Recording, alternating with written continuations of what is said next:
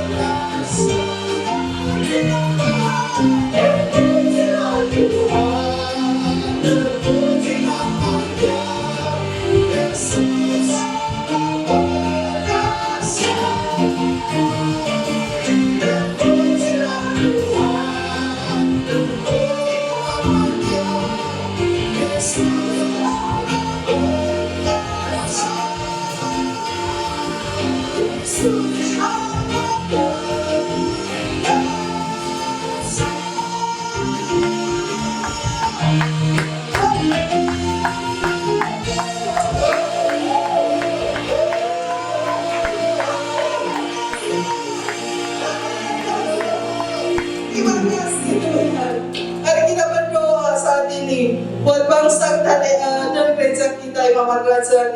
Allah yang berkasa, Engkau terus bertahta di atas negara kami Indonesia, juga gereja kami Imam Madrasah. Kami tetap percayakan kepada Tuhan.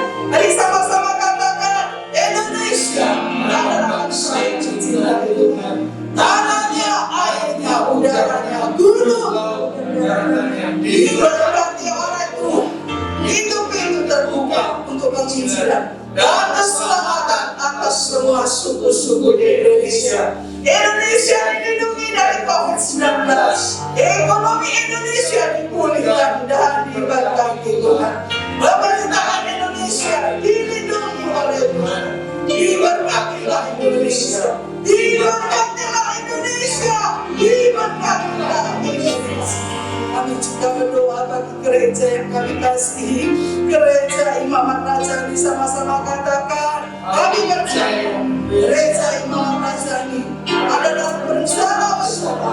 Kami percaya terjadi perubahan besar atas jiwa-jiwa yang belum selamat. Kami percaya seluruh jemaat bertumbuh menjadi dewasa, memiliki karakter Kristus dan menghormati Tuhan Yesus. Kami percaya gereja Imam Madrasah akan dipakai Tuhan untuk menjadi berkat bagi kota Surabaya, serta menjadi salah satu lumbung terbesar untuk menampung seluruh jiwa-jiwa.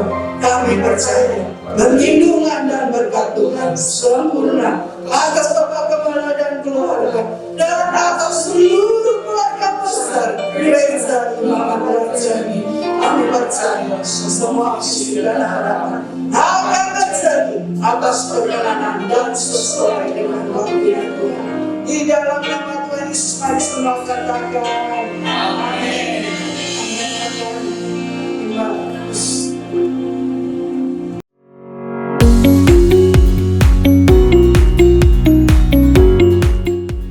Shalom Jemaat Imamat Rajani yang dikasihi oleh Tuhan. Selamat datang di dalam ibadah raya hari Minggu, tanggal 1 Agustus 2021. Bersama dengan saya Yandi Christian, inilah Imra News. 2021 The Year of Revival. Dan di sepanjang bulan Agustus ini, kita akan bersama-sama belajar tentang Victorious Revival. Ibadah raya hari Minggu, tanggal 8 Agustus 2021 masih diadakan secara online sampai ada pemberitahuan secara resmi.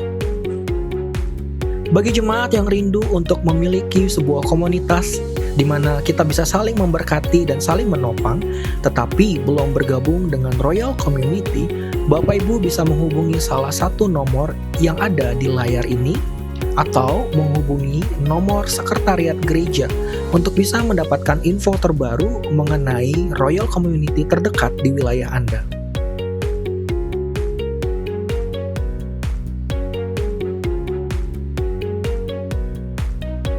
Mari mengajak anak-anak kita untuk menghormati Tuhan Yesus serta membiasakan diri mereka untuk beribadah kepada Tuhan melalui ibadah online Imra Kids khusus untuk anak-anak yang diadakan setiap hari Minggu pukul 4:30 sore melalui Zoom. Untuk info Zoom ID dan password dapat menghubungi Kak Ovi di nomor telepon 0821 31 95 9514. Jemaat Tuhan yang rindu untuk memberikan persembahan serta mengembalikan persepuluhan secara online dapat melakukannya melalui rekening Bank Sentral Asia atas nama GBI Imamat Rajani dengan nomor rekening 7210807777. Jemaat Tuhan juga dapat melakukannya melalui QR Code yang terdapat di layar ini.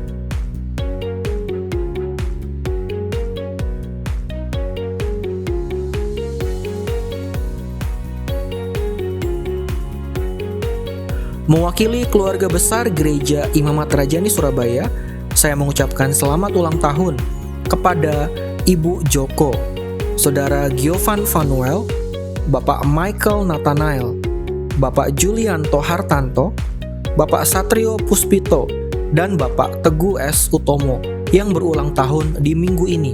Kami berdoa agar anugerah dan kebaikan dari Tuhan Yesus Kristus senantiasa melimpah di dalam kehidupan Bapak dan Ibu yang berulang tahun. Mari kita mempersiapkan hati dan pikiran kita untuk mendengarkan kebenaran firman Tuhan yang hari ini akan dilayani oleh Bapak Gembala, Bapak Pendeta James Ong. Saya percaya Tuhan turut bekerja di dalam setiap kondisi dan situasi yang kita alami di sepanjang bulan Agustus ini untuk mendatangkan kebaikan dan menjadikan kita semua orang-orang yang berkemenangan. Terima kasih sudah mendengarkan Imra News. Saya Yandi Christian. Happy Sunday. Haleluya, hari ini kita merayakan perjamuan kudus di mana Tuhan sudah memberikan hidupnya buat saudara dan saya. Di dalam Roma 3 ayat 23 dikatakan bahwa semua orang telah berbuat dosa dan telah kehilangan kemuliaan Allah. Tapi di dalam Roma 6 ayat 23 dikatakan upah dosa adalah maut, tetapi kasih karunia Allah adalah hidup yang kekal. Kita sudah diperdamaikan oleh Allah. Kita mendapatkan hidup yang kekal bersama Tuhan. Karena kita datang kepada Tuhan, kita hidup hanya oleh kasih karunia-Nya.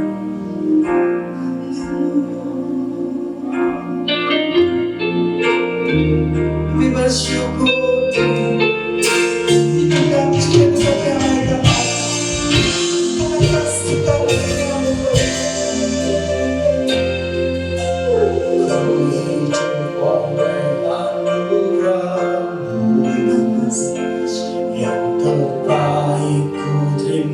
darimu, rancanganmu indah bagiku, sebab ku hidup selalu di dalammu. Jangan pernah ku meragukan kasih dan karya salibmu, karena menggantikan hidup, hatiku selalu bersyukur. Mari sama-sama katakan kasih memulihkan hidupku, kuasa-Mu abadikan aku, darah-Mu datang surau bagiku, memulihkan kesempurnaan. Dan ucapkan syukur kepadamu.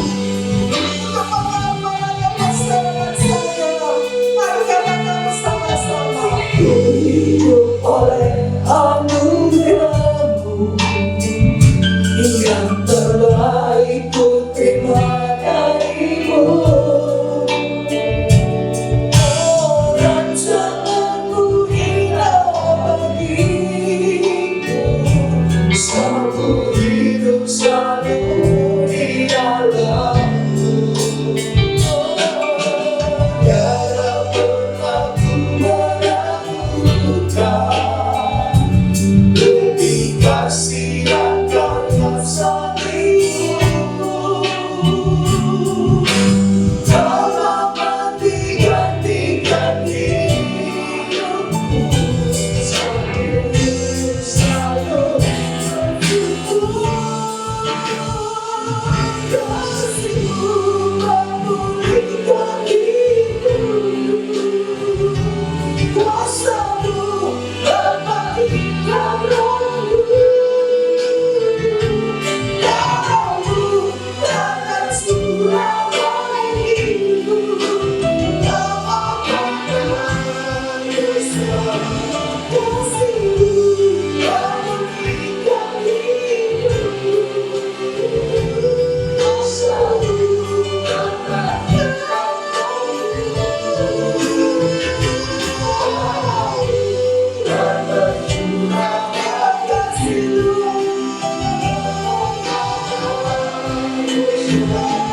Kasih-Mu memulihkan hidupku, kuasa-Mu abadikan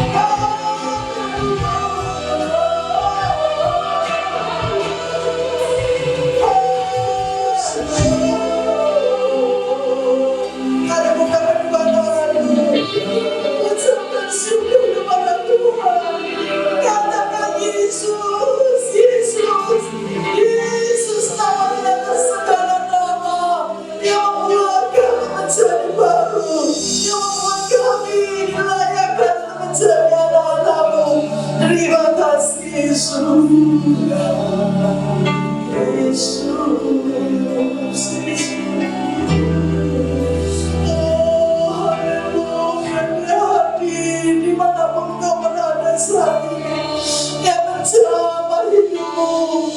Terima kasih Tuhan, terima kasih Tuhan. Mari sama-sama panggil nama yang berkuasa Yesus. Yesus, Yesus, Yesus.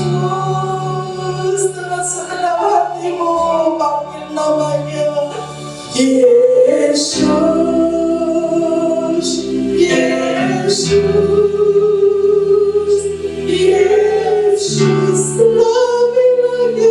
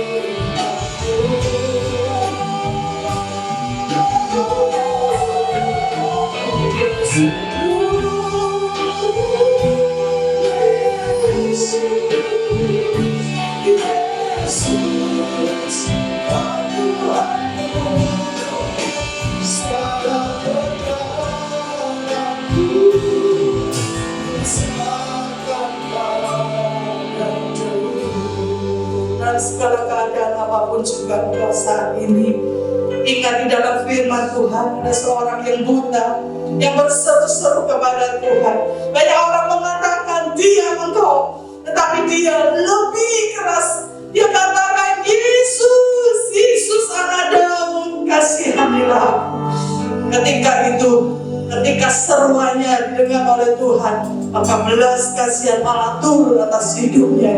Dan Tuhan menjamah orang yang buta itu. Dan segala perkara yang dia alami saat itu ditolong oleh Tuhan. Saat ini apapun keadaanmu, saya nggak tahu, tetapi Tuhan yang tahu. Ada di depan kau.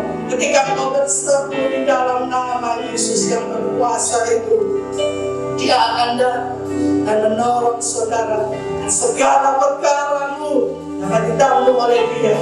Mari katakan, ku berseru Yesus, Yesus sahabatku. Dengan segenap hatiku katakan,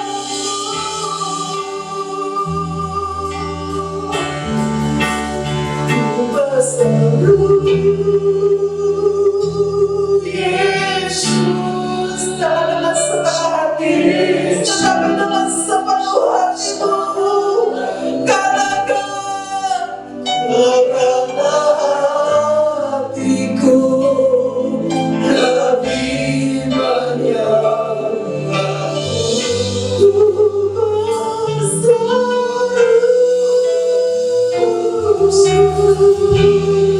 Yesus,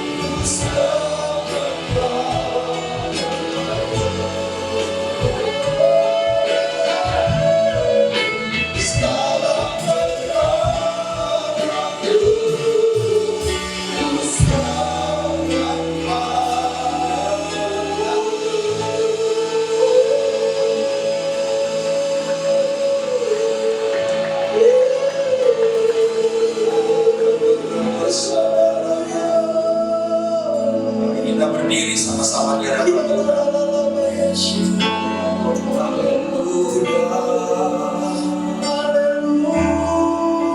Nama Yesus membawa kemenangan. Nama Yesus membawa pertolongan. Nama Yesus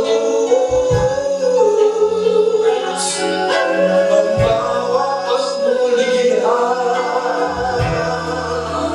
Yesus,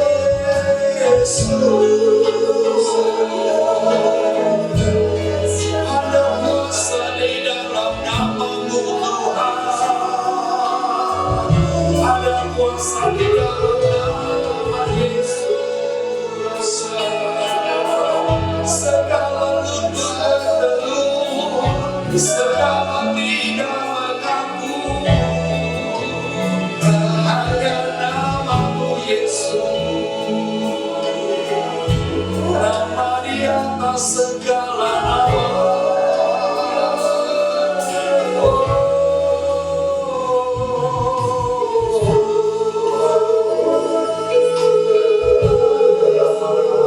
Sampai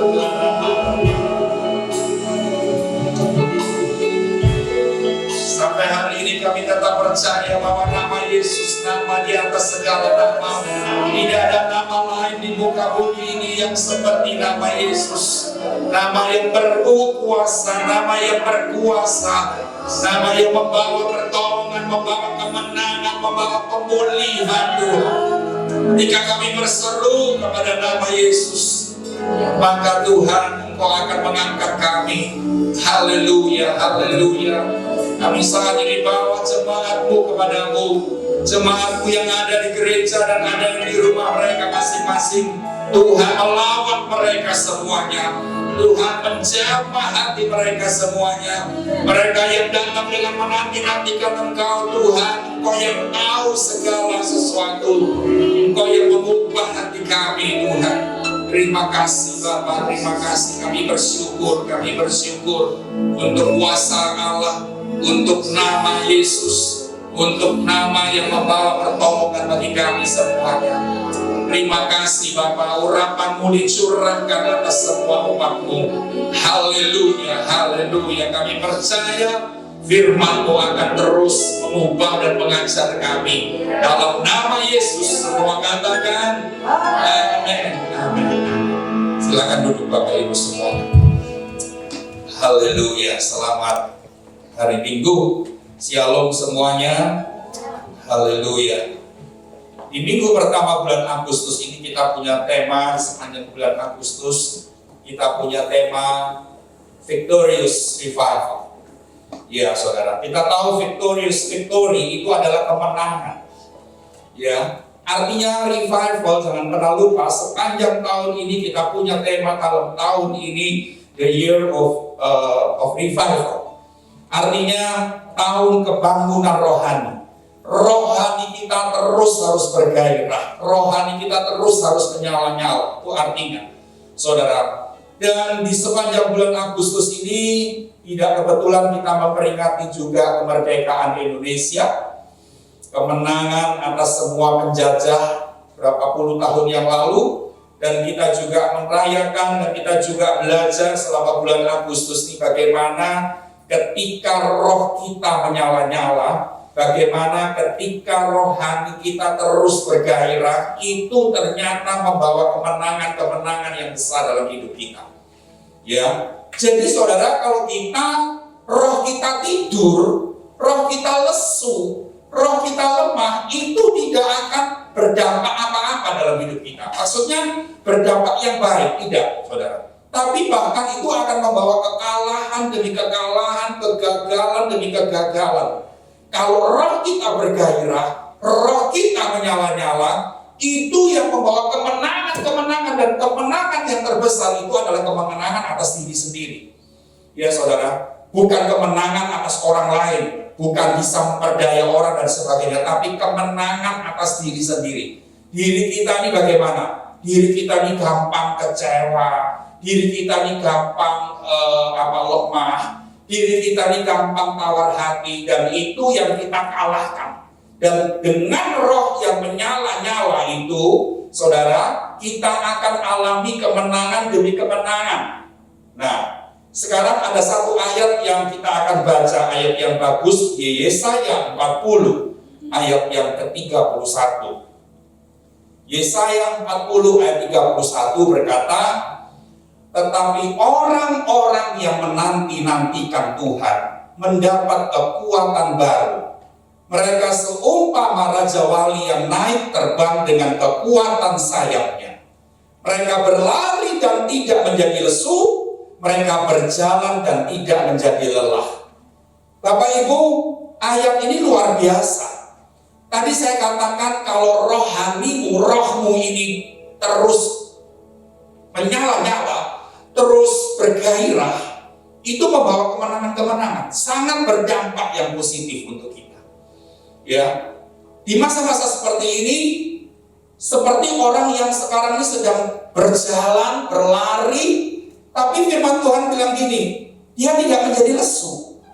Bapak Ibu Saudara, mungkin Bapak Ibu Saudara bilang begini, aduh bebanku kok berat, aduh masalahku kok banyak, aduh banyak kesulitan kesulitan yang terjadi, capek aku, gitu ya mungkin.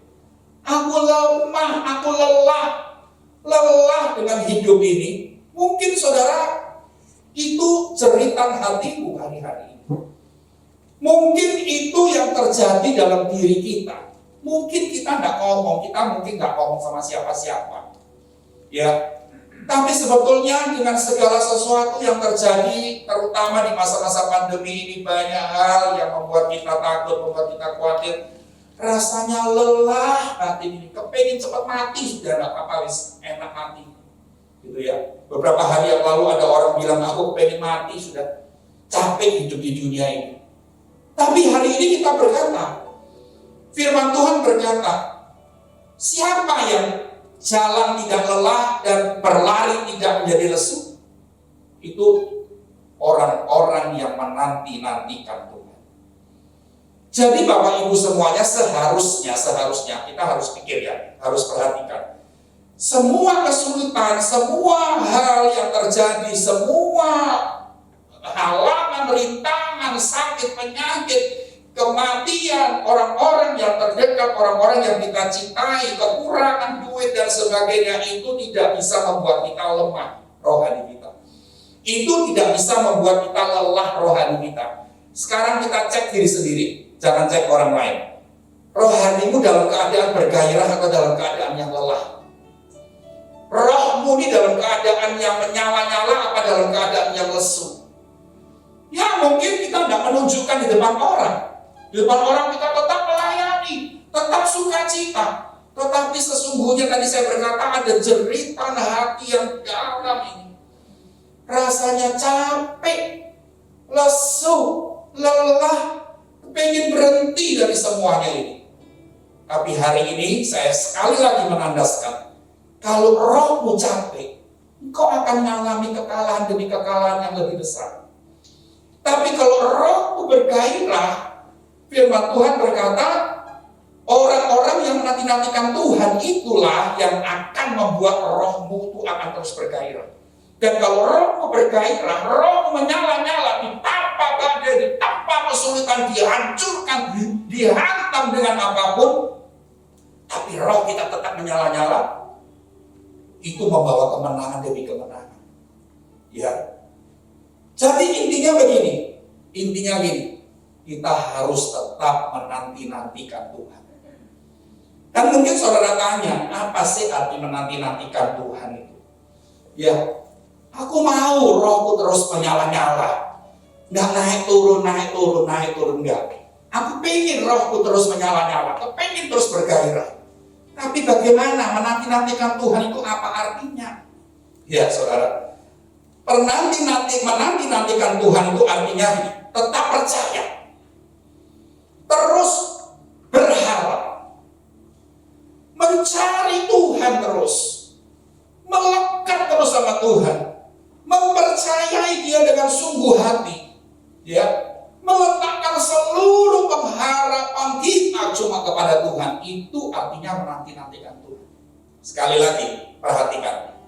Menanti-nantikan Tuhan itu artinya percaya terus sama Tuhan. Terus berharap, tidak pernah putus asa. Terus mencari Tuhan. Terus mendekatkan dan melekatkan diri kita kepada Tuhan. Mempercayai Dia dengan sungguh hati. Meletakkan seluruh pengharapan kita kepada Tuhan. Itu artinya menanti-nantikan Tuhan. Kan banyak orang bilang begini, ketika dia sudah menanti-nantikan Tuhan dalam beberapa bulan, dalam beberapa waktu, tapi tidak terjadi apa-apa, tapi tidak terjadi perubahan-perubahan yang menyenangkan, akhirnya ini, sudah capek, wes gak berharap sama Tuhan. Wes tidak percaya aku sama Tuhan. Mungkin kita nggak berkata begitu dengan bibir kita, dengan mulut kita, tapi hati kita sudah berkata begitu. Mana buktinya? Tidak ada kenyataannya. Capek aku. Dan saudara tahu, kita seringkali kasih limit waktu sama Tuhan.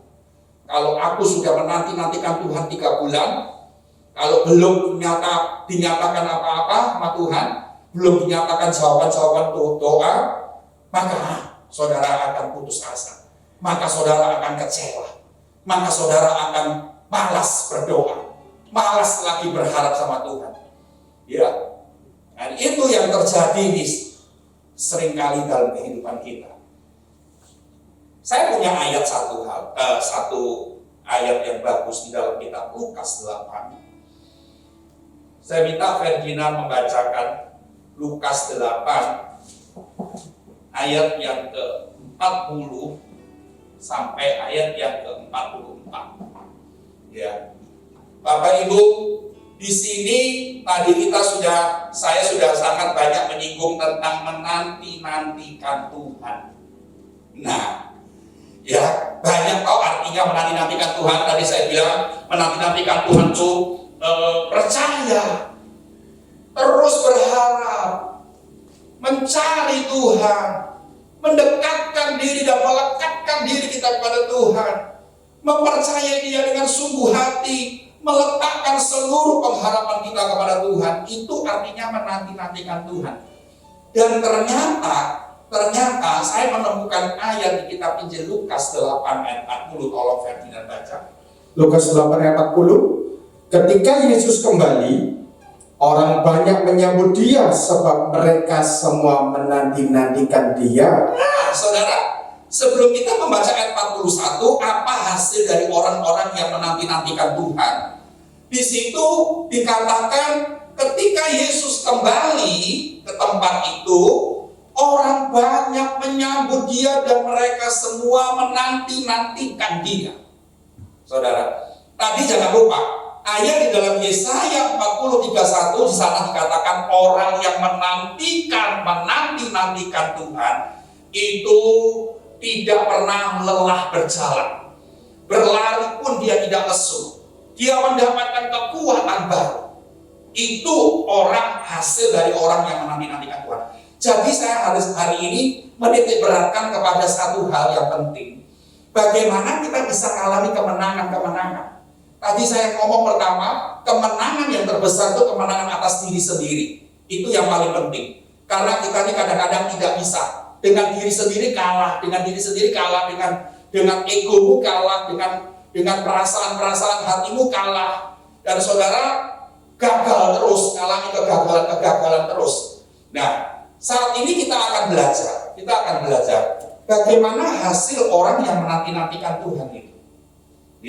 Ya, saudara lihat ya di ayat 40, orang banyak itu menyambut dan menanti-nantikan Dia. Tadi saya sudah katakan beberapa kali, menanti-nantikan Tuhan itu artinya percaya penuh, tetap berharap, tetap mendekatkan diri, mencari Dia, tidak putus asa, menanti-nantikan Tuhan. Ayat 41, coba kita lihat apa yang terjadi. Ayat 41, maka datanglah seorang yang bernama Yairus. Ya, Ia adalah kepala rumah ibadat. Yairus ini. Terus Sambil tersungkur di depan kaki Yesus, ia memohon kepadanya supaya Yesus datang ke rumahnya. kenapa sudah datang ke rumahnya? 42. Karena anaknya perempuan yang satu-satunya, yang berumur kira-kira 12 tahun, hampir mati. Saudara lihat, Yairus kepala rumah ibadat punya anak satu-satunya, seorang wanita, seorang perempuan yang berumur kira-kira 12 tahun, gadis remaja. Gadis remaja 12 tahun. Nah, hampir mati, sakit keras, hampir mati. Dan terus dalam perjalanan ke situ, Yesus didesak-desak orang banyak. artinya begini, dalam perjalanan ke situ Yesus didesak orang banyak karena gini. Artinya gini, dia tidak bisa lancar perjalanan Yesus pergi ke rumah Yairus. Karena apa? Karena orang banyak itu meributi dia, terus minta pertolongan, minta doa, minta ini, minta itu, tumpangan tangan dan sebagainya. Jadi perjalanan Yesus ke rumah Yairus itu tidak bisa cepat. Padahal ini sudah mau mati. Artinya kalau mau mati itu kan cepat toh. Bapak Ibu, saya kadang-kadang kita di bulan Juni Juli ini kita akan lihat bahwa di Surabaya ini setiap berapa jam sekali, berapa menit sekali dengar ambulans wuing. Bahkan saya punya teman yang rumahnya di Dharma Wangsa. Dia bilang gini sama saya, aduh James, dia bilang gitu, 10 menit sekali karena dia rumahnya di pinggir jalan. Jadi 10 menit sekali dia kuing, nggak tahu tengah malam, nggak tahu malam itu sampai terganggu. Nah, sampai akhirnya dia cerita ke saya, 10 menit sekali itu pasti ada ambulans. Saya mikir gini, sebetulnya kalau orang mati, kalau orang sudah mati kan nggak perlu cepat-cepat ya. Kan kalau kita tahu bahwa yang di dalam ambulans itu orang sakit keras, ya itu mungkin butuh sirine begitu supaya orang-orang minggir dan cepat dapat pertolongan. Saya mikir begini, Yesus ini diminta datang untuk menyembuhkan, mendoakan anak dari Yairus. Dia seharusnya cepat datang, karena anak cepat kalau sampai mati sudah tidak bisa apa-apa, pikirnya Yairus. Walaupun kita tahu bahwa mati pun Yesus bisa sembuhkan, bisa bangkitkan. Nah, tapi di dalam perjalanan ke situ Yesus didesa-desa orang banyak. Terus ayat 43. Nah, saudara lihat ayat 43 sebelum dibaca, nggak ada ceritanya lagi tentang anak Yairus. Ternyata Yesus sampai di situ, anak itu belum mati, Yesus sembuhkan. Begitu mudahnya ya saudara. Di ayat 41, 42 cerita soal Yairus. Yairus cuma memohon kepada Tuhan, tersungkur di kaki Yesus, minta anaknya ini disembuhkan. Padahal Yesus mau ke sana cepat, itu dihalangi orang banyak. Tapi intinya begini, termasuk orang Yairus ini adalah orang yang menanti-nantikan Tuhan dari sekian banyak di ayat 40 tadi. Apa hasilnya? Sembuh anak itu, tidak jadi mati. Sekarang ayat 43 ini kasus yang beda. Coba dibaca Ferdinand. Ayat 43 adalah seorang perempuan yang sudah 12 tahun menderita pendarahan. 12 tahun menderita pendarahan. Ya, perhatikan angka 12 tahun ini bukan angka yang sedikit, bukan angka yang sebentar. Karena menderita pendarahan 12 tahun ini luar biasa. Terus, dan yang tidak berhasil disembuhkan oleh siapapun. Tidak berhasil disembuhkan oleh siapapun. Artinya, perempuan yang pendarahan 12 tahun dia sudah minta pertolongan kemana-mana, ke tabib, kemana-mana, tidak ada pertolongan dan tidak bisa disembuhkan. Terus 44. Ia maju mendekati Yesus dari belakang dan menjamah jubah-jubahnya. Ya, saudara, cuma apa yang terjadi? Terjadi apa? Perempuan yang sudah lemes 12 tahun pendarahan itu mendekati Yesus dari belakang karena dia mungkin merasa bahwa dia tidak mungkin, dia ini siapa, aku ini orang yang berdosa, tidak mungkin minta di depan Yesus, jadi lebih baik aku di belakang aja. Tapi kalau saudara perhatikan, ketika dia menjamah jubah Yesus dari belakang, apa yang terjadi? Dan seketika itu juga berhentilah pendarahannya. Ya saudara, dua kasus. Anak Yairus yang mau mati sembuh. Cuman apa? Dia tersungkur di bawah kaki Yesus. Ya, yang kedua 12 tahun pendarahan. Dia cuma pegang jubah Yesus dari belakang, sembuh. Ternyata orang-orang yang menanti-nantikan Tuhan itu hasilnya luar biasa. Jadi mau tidak mau, kalau kita tahu hasil orang yang menanti-nantikan Tuhan ini tidak pernah lelah, mendapat kekuatan baru, mau berlari, berjalan itu artinya dengan segala masalah, dengan segala beban. Artinya berlari, berjalan itu bukan tanpa beban, saudara. Bebannya berat dan apapun yang terjadi. Tapi firman Tuhan di Yesaya 43:1 tadi kalau ditayangkan lagi, ayat itu luar biasa. Ayat itu luar biasa. Orang yang menanti-nantikan Tuhan itu mendapat kekuatan baru. Mereka seumpama Raja Wali yang naik terbang dengan kekuatan sayapnya, berlari dan tidak menjadi lesu, berjalan tidak menjadi lelah. Walaupun beban berat, iya. Banyak kesulitan terjadi, iya. Banyak kesusahan, tapi itu tidak akan menjadi alasan bagimu untuk rohmu menjadi lesu. Langsung rohaninya kering. Kan banyak orang Kristen kalau ngomong tuh terlalu bangga karena dia nggak ngerti. Rohaniku ini kering. Gara-gara online ini rohaniku jadi, imanku jadi lemah. Minggu lalu saya sudah berkata, Tidak ada alasan apapun dan tidak ada satu jemaat Imamat Rajani yang akan berkata seperti itu. Karena secara online pun Tuhan bisa datang di dalam tempat kita. Saya minggu lalu sudah cerita kepada Bapak Ibu semuanya, ingatkah? Ya, ada sepasang suami istri yang lagi di rumah didatangi oleh Yesus. Mereka ini bukan orang yang sudah ngeroh kayak gitu-gitu, bukan. Mereka termasuk jiwa baru. Tapi mereka sukacita karena Yesus datangi mereka.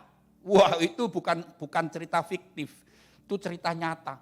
Pagi-pagi mereka itu sampai WA saya dengan penuh sukacita, Pak Jim, saya didatangi Yesus. Kami berdua lihat sosoknya Tuhan. Kami sukacita. Pak Jim, saya sudah tahu orang yang kelihatan Yesus itu tidak akan takut, tidak akan mengkorok, tidak akan. Tapi sukacita pasti.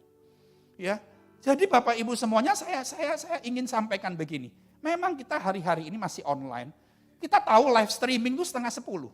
Ya kan, live streaming. Saudara jangan sampai pikiran begini. Sakarepe, aku mau beribadah jam berapapun ya tetap ada di YouTube. Tapi saudara biasakan didik, latih dirimu. Walaupun engkau di rumah, tetap engkau akan bersiap 9:30 seperti engkau ke gereja.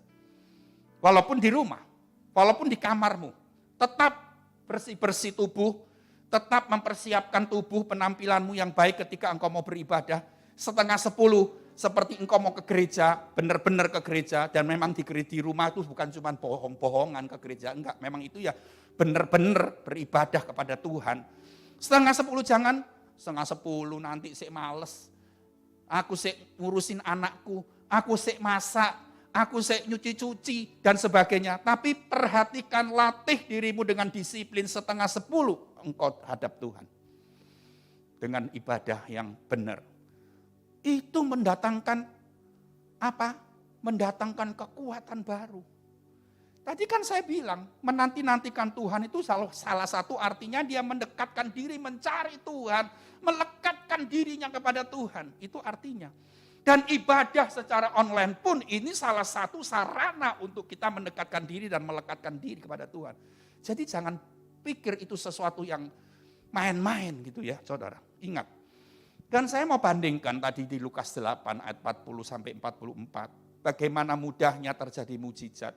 Ya, orang Kristen yang alami mujizat itu kan orang Kristen yang akan bergairah. Maaf gini ya, saya akan ngomong begini. Bukan karena mujizatnya, tapi gini, kalau kita jadi orang Kristen tidak pernah ngalami apa-apa, itu membuat lesu. Tapi kalau kita ngalami pergumulan berat, ada mujizat. Pergumulan berat, ada jawaban. Itu membuat kita bergairah. Itu membuat kita punya kekuatan baru. Ya, jadi artinya rohmu tidak lesu, rohmu tidak kering, imanmu tetap kuat, tetap teguh. Itu yang terjadi. Jadi jangan bilang gini, Pak banyak masalah Pak, sampai saya ini lagi, saya tidak bisa berdoa, saya malas berdoa. Nah, itu salah. Ya, walaupun penuh masalah, ayat ini bukan artinya berjalan tanpa halangan, berlari tanpa beban. Tidak, ada beban di situ. Tapi kuncinya, intinya, orang itu harus menanti-nantikan Tuhan. Kita itu harus menanti-nantikan Tuhan. Tetap percaya, tetap mengandalkan Tuhan, tetap berharap, tetap mencari Dia. Nah, kekuatan baru selalu dicurahkan. Kekuatan baru selalu dicurahkan. Saya mau bandingkan dengan Injil Markus pasal 6. Tolong Ferdinand baca lagi. Markus 6 ayat yang pertama. Markus 6 ayat yang pertama. Di Markus 6 ini kita akan lihat kita akan baca beberapa ayat yang mungkin agak banyak. Ada 5 ayat yang kita akan baca supaya kita mengerti perbandingan dari Lukas 8 dan sekarang kasus dari Markus 6 ini. Ayat 1. Kemudian Yesus berangkat dari situ dan tiba di tempat asalnya, sedang murid-muridnya mengikuti Dia. 2. Pada hari Sabat ia mulai mengajar di rumah ibadat, dan jemaat yang besar takjub ketika mendengar Dia, dan mereka berkata, dari mana diperolehnya semuanya itu? Hikmat apa pulakah yang diberikan kepadanya? Dan mujizat-mujizat yang demikian bagaimanakah dapat diadakan oleh tangannya? Ayat 2 ini artinya banyak pertanyaan-pertanyaan sebetulnya yang tidak perlu jawaban. Karena begini, karena di ayat 2 ini jemaat yang banyak itu, yang besar itu ketika mendengar pengajaran Yesus di rumah ibadat, mereka tuh sangat kagum. Mereka sangat takjub. Hikmatnya luar biasa. Mujizatnya luar biasa. Kuasanya luar biasa. Sampai orang-orang yang duduk di sekitar rumah ibadat, di dalam rumah ibadat itu, mereka ini kerasa, urapannya kroso, hikmatnya terasa banget, mujizat-mujizatnya nyata. Ayat yang ketiga, dilihat. Ayat 3, bukankah ia ini tukang kayu, anak Maria, saudara Yakobus, Yoses, Yudas, dan Simon? Dan bukankah saudara-saudaranya yang perempuan ada bersama kita? Lalu mereka kecewa dan menolak dia. Bapak Ibu dengar, jemaat yang besar tadinya kagum, tapi akhirnya mereka kecewa. Kecewa kenapa? Kecewa karena Yesus itu ternyata anak tukang kayu, dan bahkan dia juga tukang kayu, dan dia saudara-saudara perempuannya ada bersama mereka di sana, dan semua orang mendapatkan berita bahwa Yesus ini ternyata bukan anak orang kaya, bukan kaum yang ningrat, bukan begitu. Tapi dia ini ternyata orang sederhana, orang yang tidak berpendidikan, orang yang biasa. Bapak Ibu sebetulnya gini, sebetulnya kalau kita lihat ada seorang yang hebat. Ya toh? Seperti kalau kita sekarang di dunia ini kadang-kadang mendengar ada seorang konglomerat yang luar biasa. Kekayaannya seluruh Indonesia dia nomor 1 mungkin. Lalu orang berkata tentang riwayat hidupnya, orang ini dulu enggak sekolah loh.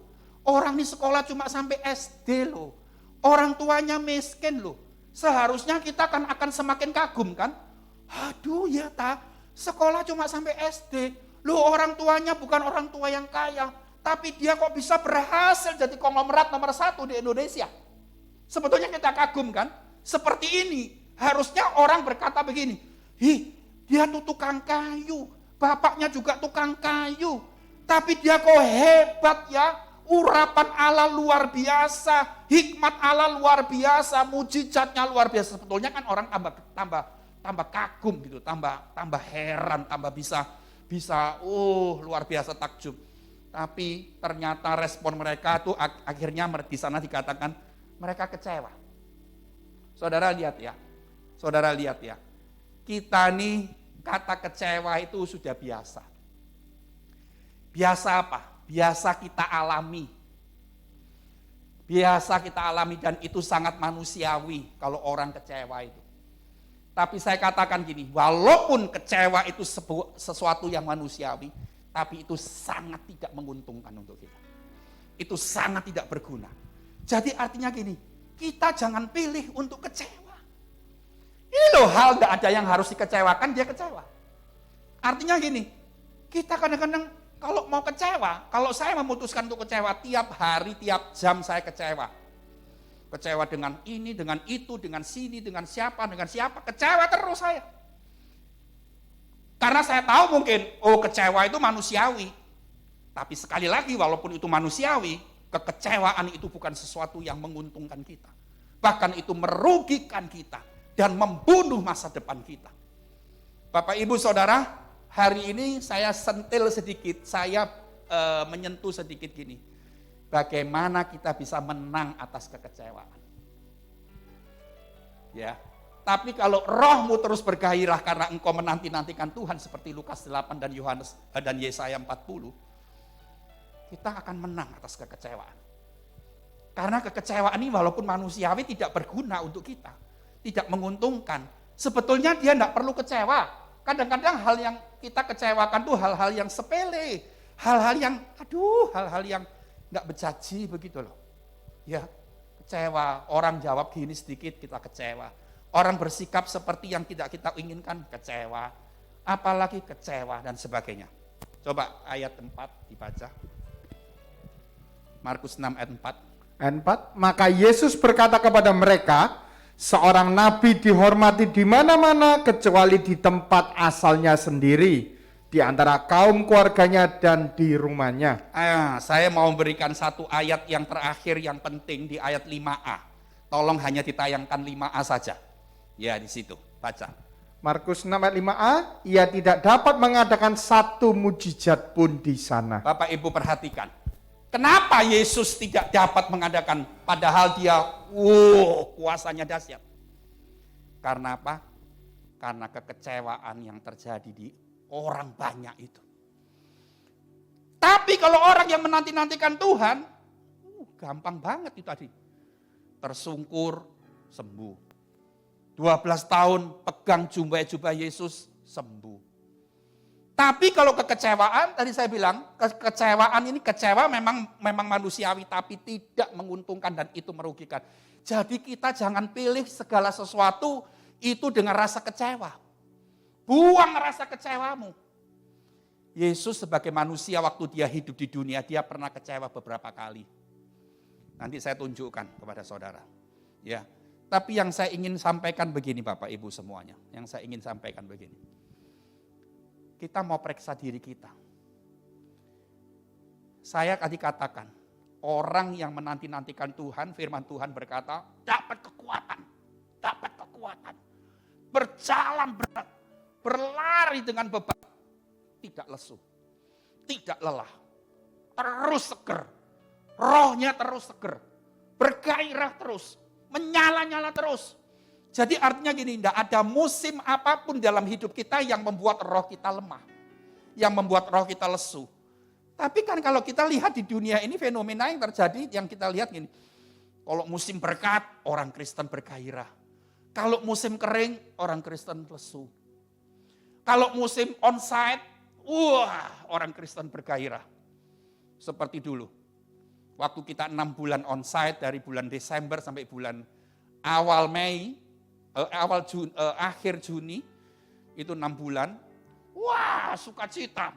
Orang daftar ibadah sampai ditolak-tolak, seweneng. Tapi kalau musim online begini, gini lagi, turun lagi. Ya. Jangan, tidak ada musim yang membuat roh kita jadi lesu, jadi lelah, jadi lemah. Tidak ada. Karena kita terus menanti-nantikan Tuhan. Terus percaya penuh, terus berharap, terus pegang janji Tuhan, terus melekatkan diri di hadapan Tuhan, dengan Tuhan. Saudara, tapi kalau orang kecewa, lihat di Markus 6 tadi, kecewa mendatangkan apa? Kerugian. Tidak ada satu yang dia bisa lakukan di situ. Karena kecewa-kecewa tadi. Jadi artinya jadi saudara, jemaat Tuhan, punya orang tua yang mengecewakan. Kita pilih tidak kecewa. Kita punya anak yang selalu mengecewakan. Kita milih tidak kecewa. Kita punya ketua RC yang mengecewakan. Kita milih tidak kecewa. Ketua RC punya anggota-anggota yang mengecewakan. Milih untuk tetap mengasihi, tidak kecewa. Itu lebih baik. Karena kalau kita kecewa, itu akan merugikan diri sendiri. Saya berkali-kali loh ngomong ini. Kalau mujizat tidak bisa dilakukan, apa enggak rugi kita?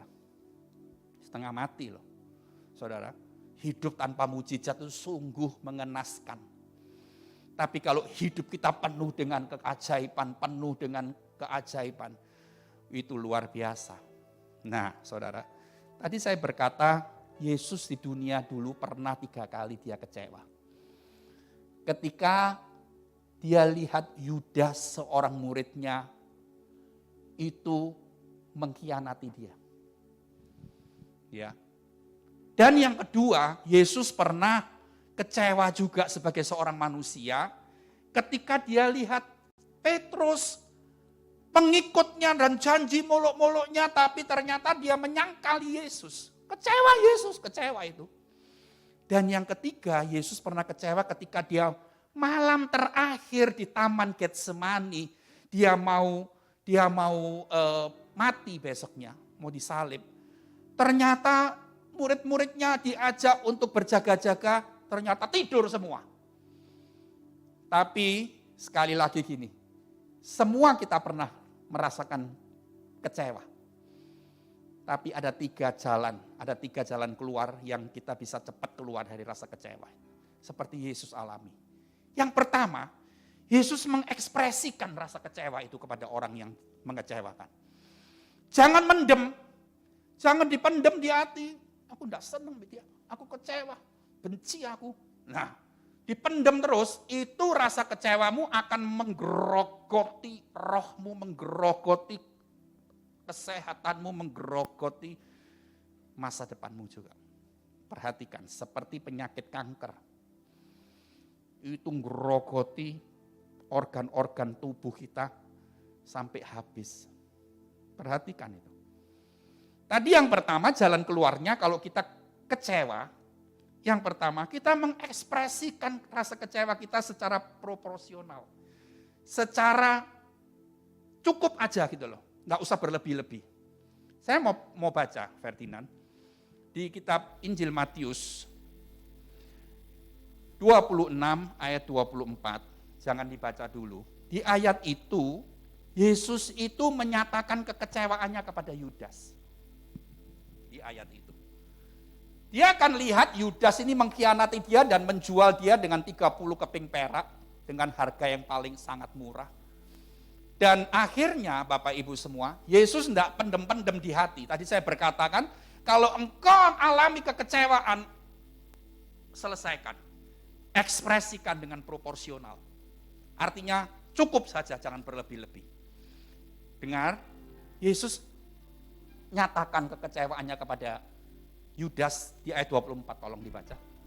Matius 20 ayat 24, anak manusia memang akan pergi sesuai dengan yang ada tertulis tentang dia. Ini yang ngomong Yesus. Ini yang ngomong Yesus. Dia menyatakan kekecewaannya kepada Yudas. Terus. Akan tetapi celakalah orang yang olehnya anak manusia itu diserahkan. Ya. Adalah lebih baik bagi orang itu sekiranya ia tidak dilahirkan. 25. Ayat 25, Yudas yang hendak menyerahkan dia itu menjawab katanya. Ketika Yesus menyatakan kekecewaannya kepada Yudas, Yudas kroso. Yudas langsung jawab. Apa katanya? Bukan aku ya Rabi. Nah. Kata Yesus kepadanya, engkau telah mengatakannya. Nah, ya saudara. Yang pertama, saya mau tunjukkan Yesus itu tidak pernah menyimpan rasa kecewa. Buang rasa kecewa dengan cara ungkapkan. Dengan cukup. Kalau itu suamimu, kalau itu istrimu, kalau itu anakmu, kalau itu siapa saja, ungkapkan rasa kecewa itu. Tapi ketika engkau mengungkapkan, engkau harus mengungkapkan dengan sopan. Yesus pun dengan Yudas, tidak ada bandingannya. Dia mengatakan cuma seperti itu. Dia tidak menghakimi Yudas. Dia tidak menuding Yudas. Ya, dia tidak ngomong yang tidak sopan. Saudara boleh menyatakan kekecewaanmu kepada seseorang, tapi ungkapkan dengan sopan. Apalagi kalau itu pemimpinmu, apalagi kalau itu orang tuamu, apalagi kalau itu gurumu, apalagi kalau itu pemimpin komselmu, arsimu. Ungkapkan dengan sopan. Jangan ada nada menghakimi, penghakiman.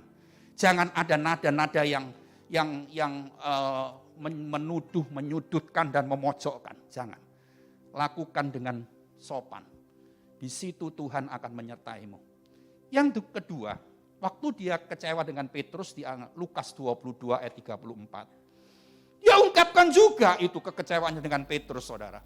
Tadi kan saya bilang, yang nomor 1, mengatasi rasa kecewa, mengekspresikan. Mengungkapkan secara proporsional. Cukup, jangan berlebih. Tapi dengan sopan. Tidak ada kata-kata penghakiman. Tidak ada kata-kata yang memojokkan. Menghina, merendahkan, tidak ada. Itu Yesus dengan Yudas pun seperti itu. Yang kedua kita lihat di ayat ini, dia menyatakan kekecewaannya kepada Petrus. Tolong dibaca. Lukas 22 ayat 34. Tetapi Yesus berkata, aku berkata kepadamu Petrus, hari ini ayam tidak akan berkokok sebelum engkau 3 kali menyangkal bahwa engkau mengenal aku. Nah, ini ungkapannya Yesus terhadap Petrus, Simon Petrus. Karena dia sudah menyangkal Yesus. Yang ketiga, Matius 26 ayat 40. Ketika dia di malam terakhir, malam yang penuh dengan kesedihan, malam yang penuh dengan ketakutan, Yesus berdoa di Taman Getsemani, ingin ada murid-murid bersama dia, tapi murid-murid tidur semua. 1 jam aja mereka tidak bisa bersama Yesus, padahal di saat-saat yang paling genting dalam hidup Yesus. Di ayat 40 tolong dibaca. Matius 26 ayat 40, setelah itu ia kembali kepada murid-muridnya itu dan mendapati mereka sedang tidur. Ya, Dan ia berkata kepada Petrus, tidakkah kamu sanggup berjaga-jaga 1 jam dengan aku? nah ini ungkapan Yesus. Cukup, tidak berlebihan. Ya saudara, nomor 1 itu. Yang nomor 2, ketika Yesus sudah kecewa, Yesus sudah ungkapkan kepada seseorang yang bersangkutan. Yang kedua, dia tetap fokus kepada tujuan hidup yang ditetapkan oleh Allah. Kita juga harus begitu. Kalau kita kecewa, ungkapkan, selesaikan. Ungkapkan secara sopan. Setelah itu, jangan dipikiri lagi kekecewaanmu. Jangan itu merasuk lagi kekecewaanmu. Jangan itu penuhi pikiranmu lagi. Tapi engkau sekarang harus beralih. Oh, tujuan hidupku yang ditentukan Allah ini, aku menjadi seorang yang berkenan. Seorang yang bebas dari kekecewaan. Seorang pemenang, bahkan lebih daripada pemenang. Itu tujuan hidup yang ditentukan oleh Allah kepada kita. Jangan lihat itu lagi. Jangan lihat, jangan bicarakan lagi. Ketemu konco, jangan ngomongkan itu lagi. Tapi tetap sekarang beralih kepada tujuan hidup yang Tuhan sudah tetapkan kepada kita. Apa tujuan hidup yang Tuhan tetapkan pada kita? Kita jadi seorang pemenang. Bahkan lebih daripada pemenang. Yang ketiga, melepaskan pengampunan untuk orang itu. Yesus teladan kita.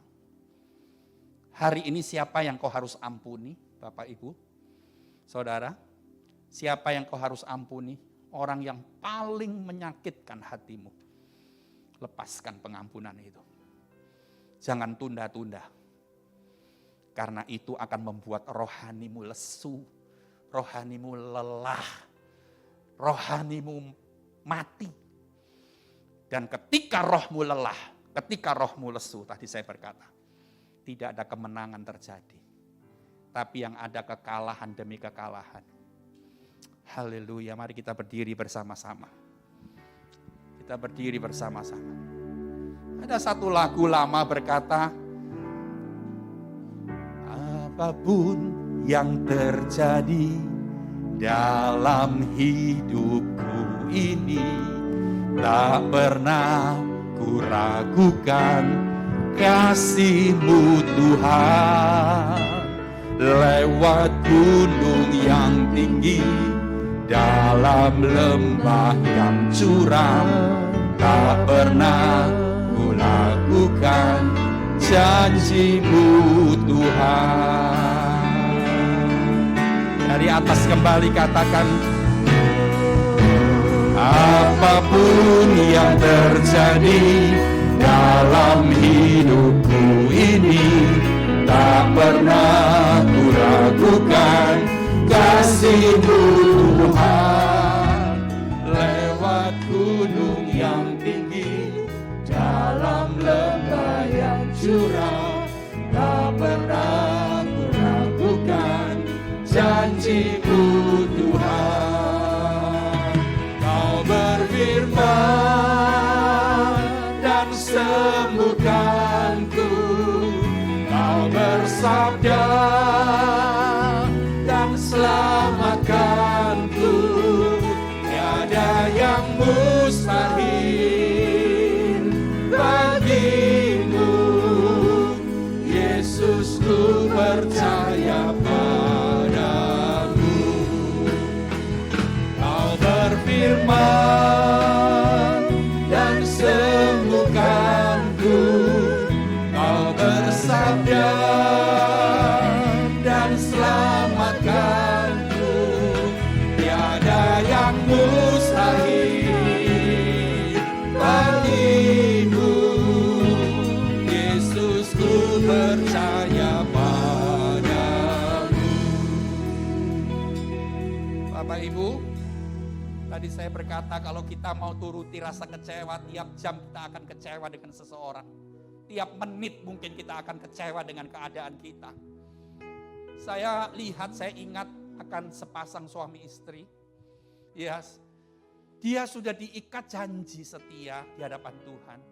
Dia sudah berkomitmen untuk saling mengasihi. Tapi apakah bisa sih suami ini bisa menjadi suami yang seperti diharapkan oleh istri? Atau istri ini bisa menjadi seorang istri yang diharapkan oleh seorang suami? Tidak ada satu orang yang bisa kita harapkan di dunia ini. Itu bukan cuma kata-kata belaka. Tapi itu memang kenyataan hidup. Orang di dunia ini tidak bisa mengharapkan sesuatu itu dan itu terus akan terjadi 100%. Tidak ada. Mungkin kita harapkan 100%, yang terjadi cuma 50%. 50% harus gimana? Kecewa? Rugi kita. Sekali lagi saya katakan, kekecewaan itu membunuh sukacitamu. Kekecewaan membunuh rohanimu. Kekecewaan itu membunuh masa depan kita. Dan berdampak yang negatif untuk kesehatan kita. Jadi hari ini kalau engkau mau pilih kecewa, batalkan itu. Mulai hari ini pilih untuk tetap mengasihi, tetap memberkati, tetap berkata bahwa Tuhan, Engkau segala-galanya dalam hidupku. Tidak ada seorang di dunia ini yang bisa aku harapkan. Termasuk pasangan hidupku yang sudah berjanji di hadapan Tuhan. Pakai cincin seumur hidup mungkin. Berkomitmen akan menjadi suami yang ideal, menjadi istri yang diharapkan. Tapi itu pun tidak bisa Bapak Ibu. Sebab itu kita harus tahu. Jangan pernah pilih kecewa. Pilih untuk tetap mengasihi. Dan tetap melekatkan diri menanti-nantikan Tuhan. Katakan satu kali lagi dari atas. Apapun yang terjadi dalam hidupku ini, jangan kecewa apapun yang terjadi. Apapun yang terjadi, jangan pilih kecewa Bapak Ibu. Gunung yang tinggi, dalam lembah yang curam, tak pernah kurang. Tetap nanti-nantikan Tuhan. Kau berfirman dan sembuhkanku. Kau bersabda dan selamatkanku. Tiada yang mustahil bagimu. Yesus, ku percaya padamu. Kau berfirman, lepaskan kekecewaanmu dalam nama Yesus. Mari terus nanti-nantikan Tuhan. Nanti-nantikan Dia. Engkau akan mendapatkan kekuatan baru. Engkau terus akan mendapatkan tenaga yang baru. Berjalan tidak menjadi lesu. Dan berlari tidak menjadi lelah. Kau berfirman dan sembuhkanku. Kau bersabda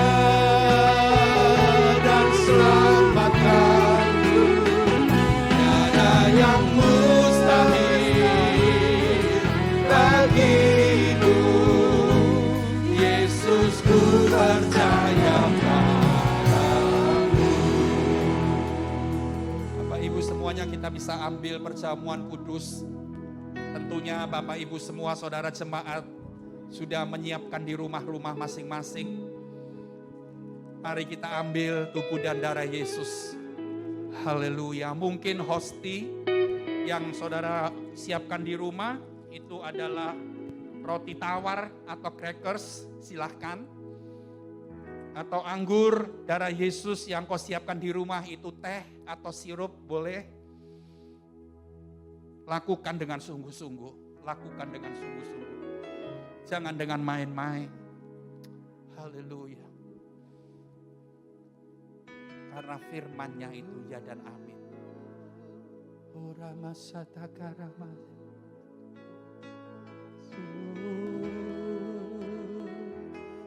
Engkau berfirman dan sembuh. Orang-orang yang menanti-nantikan Tuhan akan mendapat kesembuhan.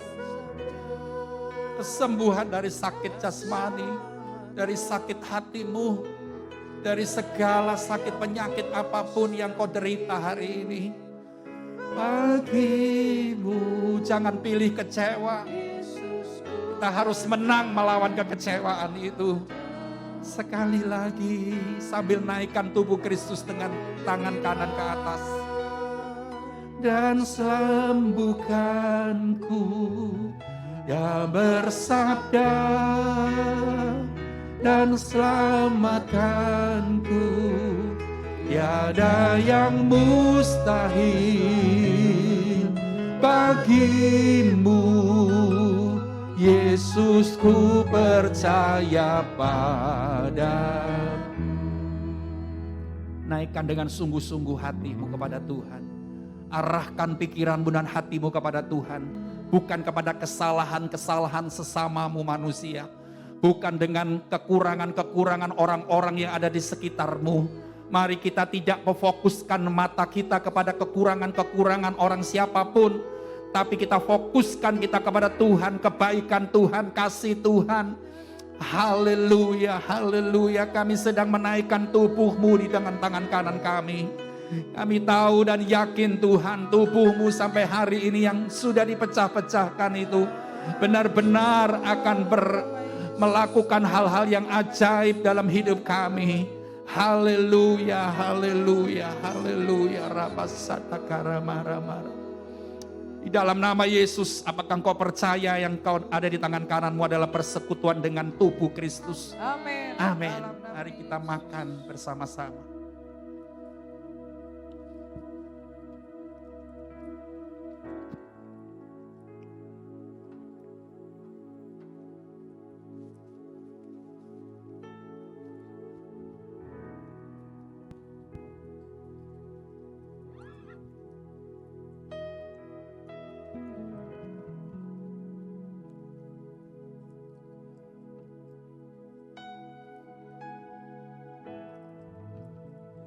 Haleluya. Naikkan darah Kristus. Naikkan darah Kristus. Dengan iman percayamu kepada Tuhan. Tetap menanti-nantikan Tuhan di masa-masa apapun. Maka rohmu akan terus segar. Rohmu akan tetap bergairah. Rohmu akan tetap menyala-nyala. Dan banyak perkara-perkara yang besar, yang indah Tuhan akan lakukan dalam hidupmu. Haleluya, jemaat Imamat Rajani, apa engkau percaya yang di tangan kananmu ini adalah persekutuan dengan darah Kristus? Amin. Amin. Mari minumlah.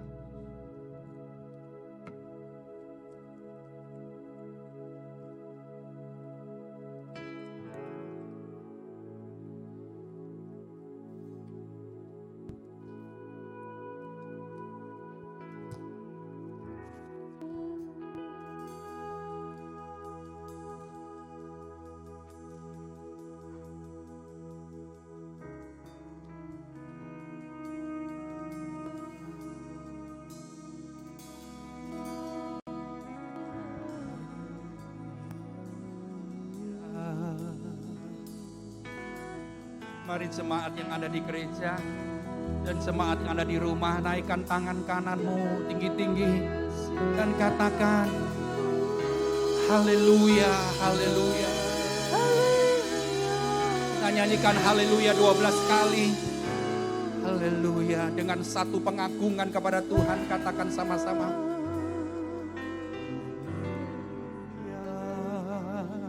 Haleluya. Haleluya, haleluya. Jemaat, naikkan hatimu, angkat hatimu kepada Tuhan. Buang rasa kecewamu kepada Tuhan, kepada sesamamu. Haleluya.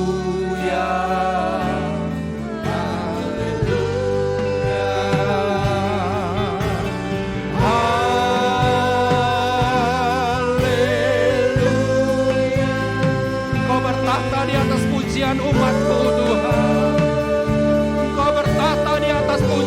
umat-Mu Bapa. Haleluya.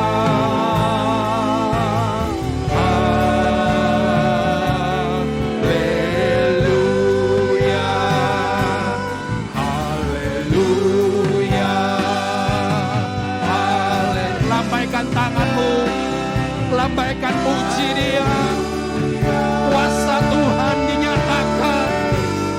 Ya, haleluya, haleluya, haleluya, haleluya, haleluya.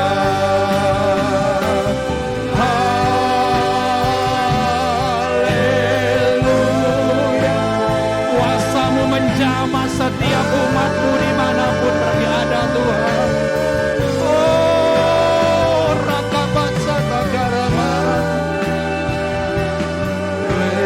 Haleluya.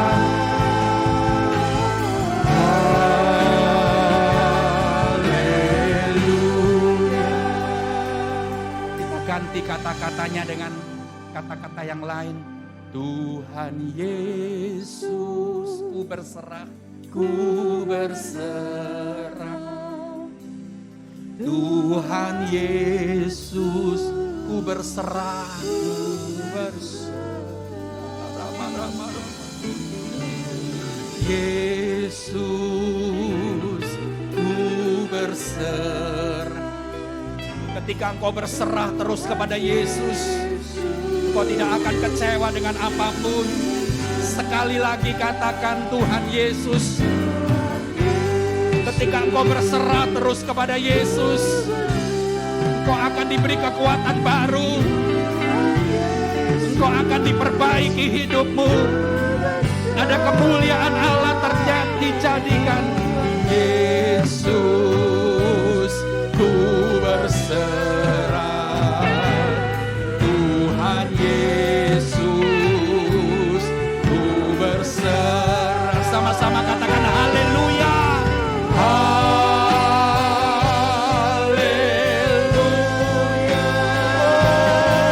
Roh Kudus, hembuskan nafas-Mu atas umat-Mu. Hembuskan nafas-Mu atas kami. Haleluya. Haleluya.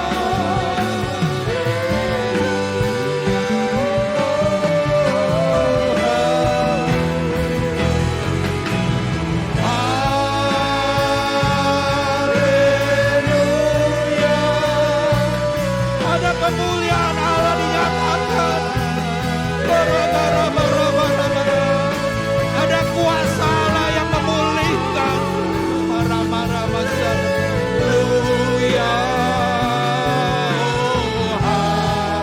Katakan Tuhan Yesus, aku berserah. Tuhan Yesus, ku berserah. Tuhan Yesus, ku berserah. Tuhan Yesus, ku berserah. Tuhan Yesus, ku berserah. Haleluya. Haleluya.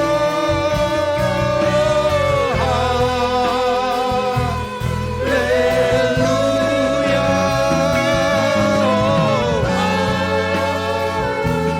Haleluya.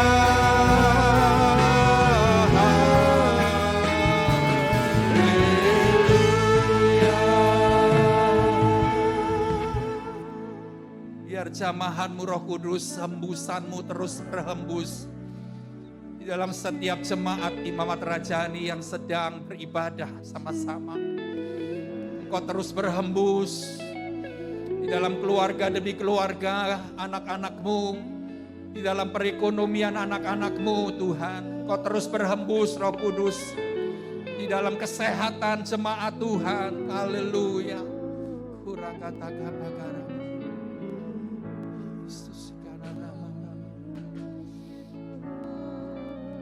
Terus berjalanlah dan berlarilah tanpa lelah dan lemah dan lesu. Karena engkau selalu menanti-nantikan Tuhan dalam hidupmu. Haleluya.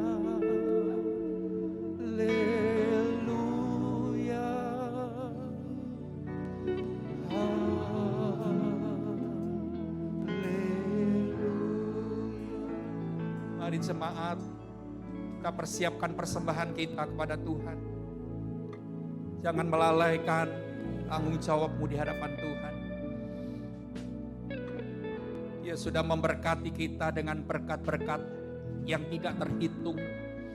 Tapi marilah hari ini kita memberikan persembahan korban yang hidup di hadapan Tuhan, yang berkenan di hati Tuhan. Mari naikkan persembahanmu kepada Tuhan dan ucapkan sama-sama deklarasi kita. Pada saat saya membawa persembahan, saya percaya pintu surga terbuka dan berkat Tuhan dicurahkan. Saya menerima bisnis, pekerjaan, sekolah, dan keluarga yang lebih baik. Keuntungan, bonus, dan aset dilipat gandakan. Semua pekerjaan dibuat berhasil. Semua hutang dilunaskan dengan cepat. Saya memiliki rumah di bumi dan di surga. Saya menerima mujizat, kenaikan, dan penghargaan. Diberi jodoh bagi yang belum punya, serta keluarga yang harmonis. Semua musuh, penyakit, dan kerugian dihalau dari hidupku. Keluargaku dan kesehatanku diberkati. Sekarang saya memberi persembahan terbaik di dalam nama Tuhan Yesus. Haleluya, haleluya, haleluya. Berikan dengan sukacita, berikan dengan sukacita, dan dikuduskan setiap persembahan-persembahan kita pagi hari ini. Naikkan kedua tanganmu kepada Tuhan. Jemaat Imamat Rajani, dengan sukacita engkau akan mengakhiri ibadah ini. Dengan penuh rasa syukurmu kepada Tuhan, engkau akan memulai minggu yang baru besok. Engkau mengakhiri minggu yang lama dan bulan yang baru dengan kemenangan-kemenangan atas segala macam problem, pergumulan hidupmu. Atas segala problem di dalam masalah dengan dirimu sendiri, Tuhan membuat engkau berkemenangan. Jadilah orang yang menanti-nantikan Tuhan. Engkau akan diberi kekuatan yang baru, diberikan tenaga yang baru. Kuasa Allah dicurahkan dalam hidupmu. Engkau diberkati keluargamu, diberkati perekonomianmu, pekerjaanmu diberkati, kesehatanmu diberkati. Engkau tidak memberikan, berhutang, tapi engkau akan menghutangi. Engkau akan memberi dengan limpahnya, dan Tuhan dipermuliakan dalam hidupmu. Ulanglah dan akhiri ibadah ini dalam nama Yesus. Dalam nama Yesus, yang percaya engkau sudah diberkati, mari katakan amin. Tuhan Yesus memberkati. Selamat hari Minggu. Amin.